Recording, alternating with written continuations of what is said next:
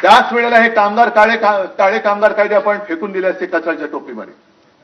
पण तेव्हा पाठिंबा द्यायचा, आता विरोध करायचा, मग परत तडजोड करायची, हे असं नाही. महाराष्ट्राचं हित, मग त्याच्या आड जो कोण येईल त्याचं स्वागत मी करणार नाही, त्याला मी घरी बोलवणार नाही, त्याच्या घरी मी जाणार नाही, त्याचं आगत स्वागत त्याच्याबरोबर पंक्तीला बसणार नाही, हे पहिले ठरवा आणि मग महाराष्ट्र हिताच्या गोष्टी करा.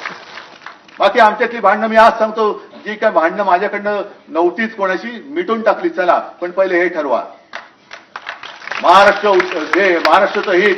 आणि मग त्यावेळेला सगळ्या मराठी माणसांनी ठरवायचं की भाजप सोबत जायचं का शिवसेनेसोबत. म्हणजे माझ्याबरोबर एसनशी नाही, गद्दार सेना नाही, पण ठरवा कोणासोबत जाऊन महाराष्ट्राचं, मराठीचं आणि हिंदुत्वाचं हित होणार आहे, माझ्याबरोबर का भाजप बरोबर. आणि मग काय द्यायचं असेल तो अगदी पाठिंबा द्यायचा, विरोध करायचा, बिनशर्त करा, माझी काही हरकत नाहीये.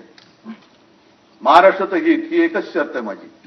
पण मग बाकीच्यांना, या चोरांना गाठी बेटी आणि कळत नकळत पाठिंबा किंवा त्यांचा प्रचार करायचा नाही. ही पहिली शपथ घ्यायची छत्रपती शिवाजी महाराजांची आणि मग टाळी देण्याची हळी द्यायची.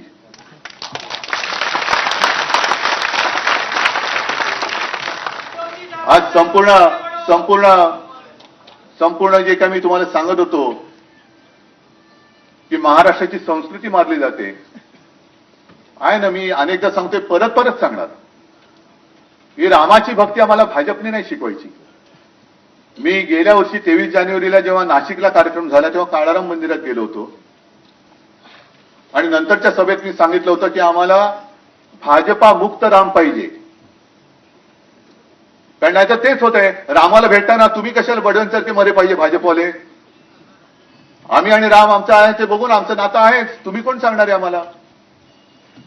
त्याच्यामुळे जय श्रीराम आम्ही बोलू, पण तुम्हाला जय महाराष्ट्र, जय शिवराय, जय भवानी बोलावंच लागेल. तर महाराष्ट्रामध्ये राहा, नाही तर तुमच्या कुठे घालून जायचं तर निघून जा.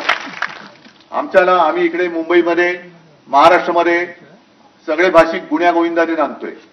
त्यांच्यामध्ये काड्या घालण्याचे धंदे करू नका. जर तुम्ही आमच्यावरती सक्ती काही करण्याचा प्रयत्न केला तर ती सक्ती आज आम्ही जुगारून दिलेली आहे. हे आज मी जाहीरपणाने सांगतो. प्रेमाने बोलाल तर ऐकू, जबरदस्ती कराल तर लाद घालून हाकलून देऊ. आणि त्याच्यासाठी मला कामगारांची पण गरज आहे. कारण समाजामध्ये 2-3 वर्ग असतात. कालच त्या एका पुस्तक प्रकाशनाच्या वेळेला मधु मंगेश कर्णिक बोलले होते की समाज पुरुष जो आहे